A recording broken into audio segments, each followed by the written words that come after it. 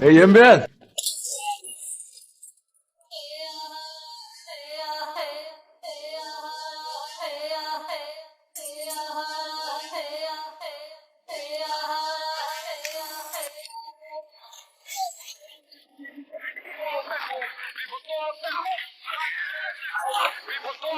一点锋芒先到，随后精准毙命。他就是亚洲最顶级的杀手阿坤。这是阿坤最后一次执行组织的任务，只要按照要求顺利完成这一单，他就可以功成身退，过正常人的生活。趁双方正在屋里交易，阿坤用枪顶着保镖闯了进来。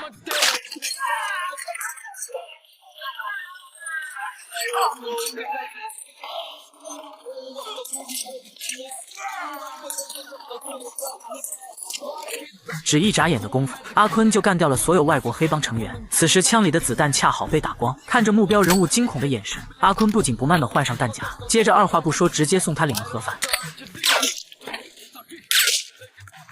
在确认目标的身份后，阿坤成功拿到了电脑。可这时门外突然传来异响，他立马下意识地抬手开枪，将子弹全部射了出去。直到门后没有了声音，阿坤这才小心翼翼地上前确认。可当他推开房门的那一刻，整个人瞬间呆站在了原地。原来门后根本不是什么敌人，而是一个穿着白裙的小女孩。女孩的胸口被子弹射中，很快便倒在地上，再也没有了呼吸。这一幕让阿坤如同被雷击中一般。从业多年，他从不杀未成年人，没想到这最后一单居然犯下如此大错。沉重的负罪感压得他喘不过气来，他开始整日酗酒麻痹自己。可本以为已经完成任务，脱离了组织，谁知这天组织却派人再次找上了门。但身为一个顶级的职业杀手，阿坤即使在精神颓废之时，仍然习惯性的做着防备工作。好在眼镜男用钳子剪断了引线，几人这才安全的走进屋里。好兄弟大伟本想用凉水唤醒阿坤，可怎料阿坤醒后却始终神志不清。一旁的黄毛实在看不下去，他推开大伟，将阿坤一顿暴锤。与其说他是为了打醒阿坤，不如说是在公报私仇，因为两人在组织里向来就不对付。随后几人一起回到了基地，而金老大之所以召回阿坤，是因为上次的任务失败了。在阿坤带回来的电脑里，根本没有找到资金账户的文件。原来在韩国有个叫李社长的商人，一直负责给金老大洗钱，其手上掌管着上千亿的非法资金。而被阿坤杀死的那个目标人物夏尹国，正是李社长的财务总监。不久前他偷走了李社长的洗钱账户，想要转手卖给俄罗斯黑帮，于是这才有了阿坤最后一次任务。可现在夏尹国已经死了，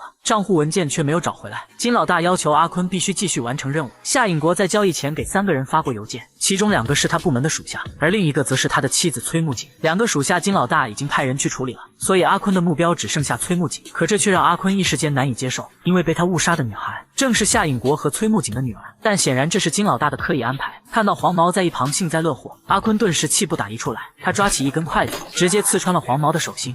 If you ever break into my home again, I'll kill you. 第二天一早，阿坤便飞到了韩国，前来接机的是李社长的副手二狗。二狗带阿坤来到一处临时住所，并为他准备好了车子和武器。随后阿坤开始跟踪崔木槿，趁其不备，在他的手机里安装了窃听器，秘密监视他的一举一动。与此同时，李社长也安排人对崔木槿的办公室进行全程监控。然而一连几天下来，崔木槿除了在公司正常上班以外，其余时间都在医院照顾病倒的母亲。期间警方也对她进行了传讯，但她对丈夫的情况一无所知。尽管阿坤多次潜入崔木槿家中搜查，却没有发现任何关于账户的线索。而另一边，负责跟踪2个属下的杀手也没有什么收获。眼看账户文件的下落石沉大海，这天李社长突然有了新的发现，有个 IP 地址刚刚登录了洗钱账户。他立刻跑回公司查看地址的出处，结果发现竟然来自崔木槿的办公电脑。原来就在当天早上，崔木槿接到通知来到警局，取走了丈夫和女儿生前的遗物。在女儿手机上有一个卡通的 U 盘吊坠，崔木槿第一次看到这个东西，他在登录界面尝试输入女儿的生日，没想到居然真的打开了，只见里面存放了许多女儿曾经的照片。崔木槿没有多想，拔掉 U 盘便回家了。可殊不知在他登录后， U 盘自动下载了一份隐藏文件，正是被夏尹国偷走的那个洗钱账户。得知情况的二狗立刻打电话通知阿坤，让他殺了崔木槿取回 U 盘，他自己则和另一个杀手去处理掉那2个没用的属下。너 누구야? 아이 뭐 부끄럽게 물어봐 씨발놈아. 사요나라.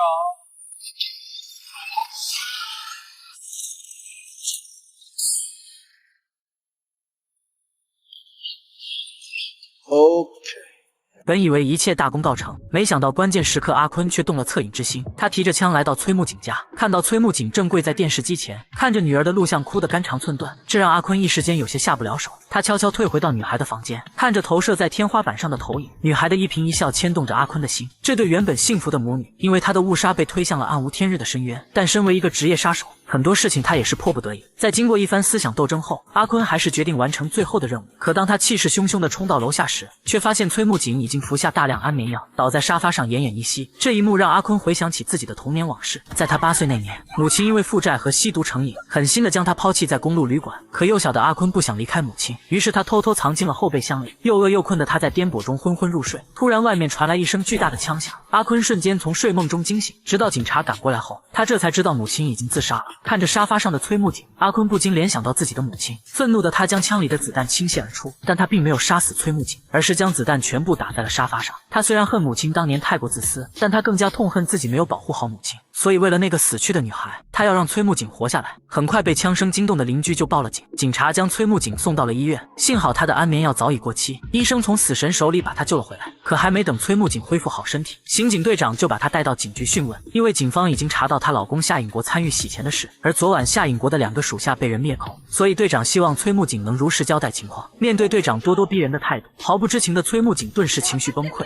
当场昏倒，被再次送回了医院。另一边得知消息的李社长雷霆大怒，他将办事不力的二狗一顿暴揍，命令他无论如何也要拿回 U 盘。二狗立刻派杀手乔装成医生，拉断电闸，偷偷潜入进了医院。当杀手走进病房后，看到崔木槿手机上的 U 盘吊坠，当即确定了对方目标的身份。可就在这时，一名女警突然闯了进来，杀手见状果断出手，将倒霉的女警一针毙命。见此情形，崔木槿慌忙躲进厕所，用手拼命拉住房门，但他的力量显然不够，眼看门就要被杀手拉开。危急关头，幸好阿坤及时出现，和杀手扭打在了一起。原来他一直在暗中保护崔木槿。经过一番拳到肉的厮杀，阿坤利用床单做障眼法，一个回旋踢将杀手踹出门外。杀手见状赶忙向外逃窜，阿坤本想上前追赶，可这时一个警察却将他拦了下来。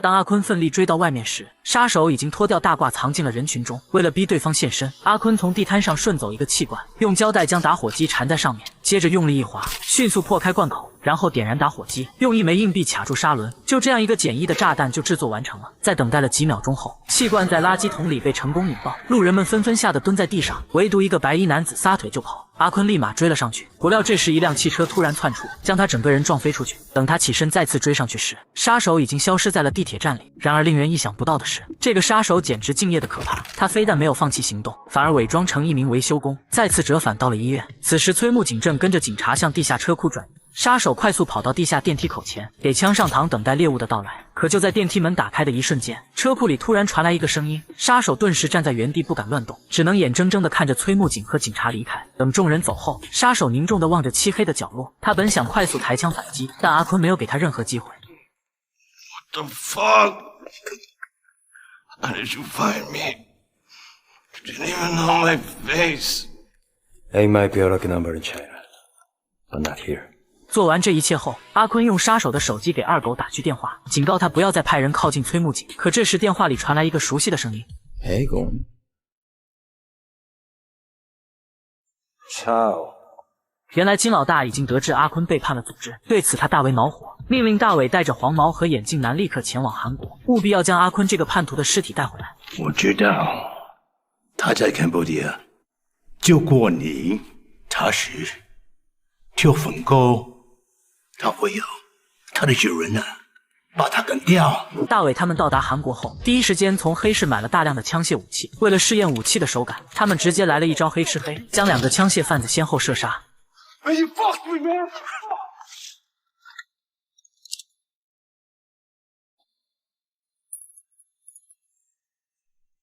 另一边，李社长得知大伟他们到来后，顿时产生了强烈的危机感。他知道，如果自己不能率先拿到 U 盘，那么金老大一定会卸磨杀驴。于是他让二狗赶紧行动去找崔木槿，一定要抢在大伟他们前面把 U 盘抢回来。与此同时，崔木槿被刑警队长带到一栋旧楼，他们找到当地一个有名的黑客，希望对方能破解 U 盘里的账户文件。原来警方这边也终于查出了 U 盘所在。在刑警队长的劝说下，崔木槿主动把 U 盘交了出来，并为他们输入了登录密码，这让破解工作变得更加高效。可殊不知，此时他们的行踪却早已暴露。很快，二狗就派人赶到了楼下，将在车里守候的警察残忍杀害。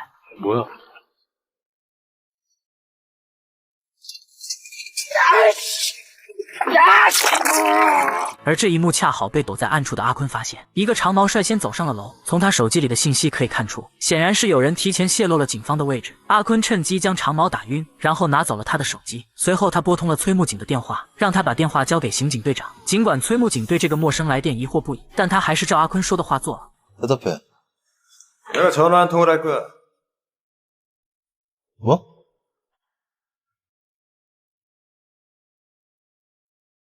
지금 울리는 벨소리의 주인이 최모경 위치를 노출시킨 장본인이야. 됐어요. 刑警队长怎么也没有想到，自己的副队长竟然是内鬼。原来二狗早已经买通副队长，承诺只要他能拿回洗钱账户的文件，就支付他500万元的酬劳。成功拿到被破解的 U 盘后，副队长转身离开了房间，将屋里的人交给了二狗的手下。可本以为就此实现财富自由，没想到阴险的二狗却出尔反尔。拿到 U 盘的他直接送副队长见了阎王。随后他打电话通知手下，让他们干掉屋里的其他人。危急时刻，阿坤再次及时出现。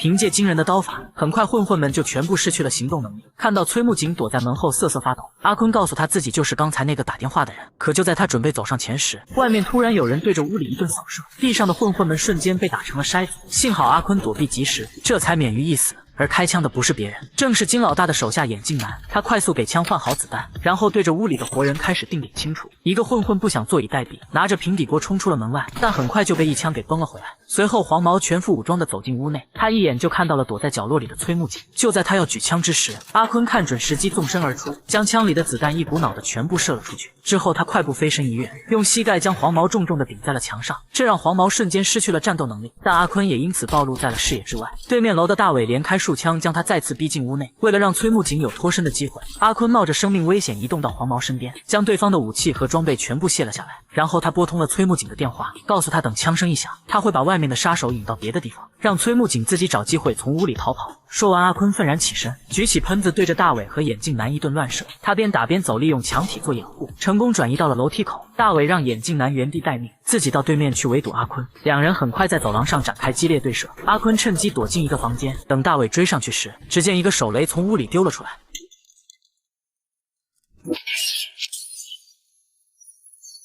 随着手雷发生剧烈爆炸，阿坤顺势选择跳楼逃跑，可关键时刻却被大伟一把抓住。作为曾经出生入死的好兄弟，大伟质问阿坤为什么要这么做。阿坤苦笑一声，只说了一句他累了，接着便扭伤大伟的手臂，翻身落地夺路而逃。此时眼镜男也追了上来，尽管他手持长枪对着阿坤一顿扫射，但凭借强大的主角光环能力，阿坤还是完美的躲过子弹，最终安全的逃离了现场。可本以为崔木槿已经逃出升天，没想到他在半路上却被苏醒的黄毛截住。大伟电话通知阿坤，让他晚上8点到李社长的公司见面，否则崔木槿必死无疑。阿坤深知自己如果前往肯定是九死一生，但他一想到被他误杀惨死的女孩，心中的愧疚感顿时如刀割一般。他决定就算死也要救出崔木槿。出发前他特意拨通警方的电话，说自己是恐怖分子，要在城市里实施2起爆炸袭击。而为了让警察相信他的话，他故意炸掉一栋无人居住的破楼，随后告诉警方下一个袭击目标就是李社长的公司大楼。很快警方就派出特种部队将李社长的公司大楼封锁起来。为了防止炸弹被通信设备引爆，他们特意调来无线电干扰车，将附近的通讯设备全部切断，这让楼里的监控室瞬间没了信号。见此情形，李社长立马慌了，他赶忙带着二狗来到总控制机房，利用唯一的一台有线网络设备快速转移洗钱账户里的资金。与此同时，大伟下令只留一部电梯运行，其余的全部锁住，静待阿坤上门。可殊不知阿坤早已悄悄潜入大楼，